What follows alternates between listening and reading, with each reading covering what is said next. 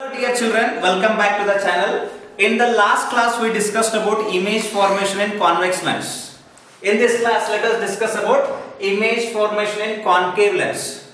Okay, you understand the meaning of concave lens, right? Already I gave you lot of idea about this. For example, what kind of lens it is? It is going to be concave lens, right? So what kind of images will be formed? Only two cases are there, but to understand those two cases you should be knowing everything about this. So let us put this table. You know this table, right? What is this? Position of object.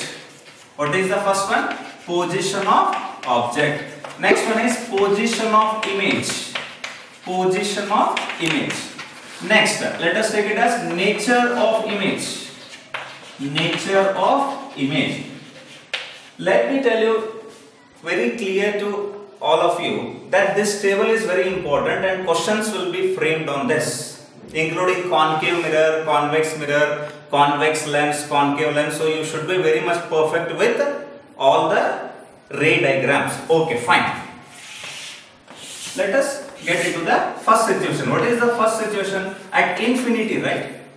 For example, I have one biconcave lens here. This is going to be optical center. I have principal axis here. This is f1 and this is 2f1. And again I have f2 and 2f2. Object is at infinity. This is the first case. Object is at infinity. Infinity, I told you the meaning of infinity also. I have an object here, but the first ray of light is parallel and it gets diverged like this. I have one more ray of light and it is also getting diverged. And whenever I extend them, for example, I am seeing from here, these are my eyes. I am seeing from here, then I extend them and they meet at principal focus. They appear to meet at principal focus. They are not meeting actually. Okay. Now, whenever the object is at infinity, position of image is at f1, or you can just write at focus. Yes or no? At f1.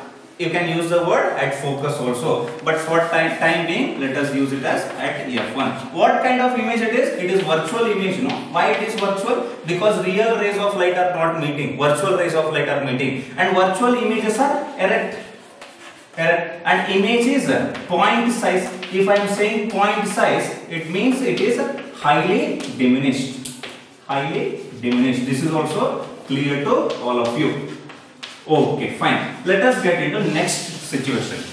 Only the last situation it is, but to explain that, to understand that, we should be knowing other situations also. Let me explain you very clearly all those things. Okay, fine. Now, let me take this biconcave lens again. Let me draw it a little bit smaller here. And I have optical center and I have f1 here. I have 2f1. And in the same way I have f2 and 2f2. Okay, fine. If I place any object beyond 2f1, if I am placing any object beyond 2f1 here, for example beyond 2f1, AB is the object, the first ray of light is parallel and it is getting diverged. And another ray of light is through optical center, it is passing just like that. Now you are seeing from here, these are your eyes. Okay, now you extend this ray of light. This ray of light, and anyhow this will be extended. They meet here and here the image will be formed. Let me call it as A dash and B dash. Is it clear? Very simple, right? This is the ray of light, it got diverged and you are extending it back, and this is the ray of light passing through optical center, it goes undeviated. When you extend back, they meet here. This is the A dash B dash. From here also there is one ray of light, so that's why this point is A. So I am calling it as A dash and B dash. Now let us take one more scenario. This is the biconcave lens, and here is the optical center, and here is f1, here is 2f1, and I have f2 and 2f2. I have taken this case beyond 2f1. Let me take it at 2f1. Let me call it as AB. It is beyond 2f1 now. Let me take it as at 2f1. This is the parallel ray of light and it is getting diverged, and there is one more ray of light passing through optical center. Let me extend them back and they meet here.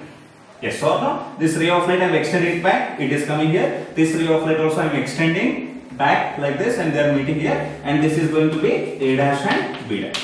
Whichever case you take it beyond 2f1 or at 2f1 or between f1 and 2f1, always the image will be found between O and f1 only, optical center and f1 also. You can take third case also. There is no second case, third case, fourth case like this. Wherever you place the object between O and infinity. The first case is at infinity, we already discussed it. Wherever you want to place object that is between O and infinity, optical center and infinity, always the image will be formed between O and F1. Here also between O and F1. Do you want to try another case? Let me rub it off and let us try third case also. What will be the third case? You tell me.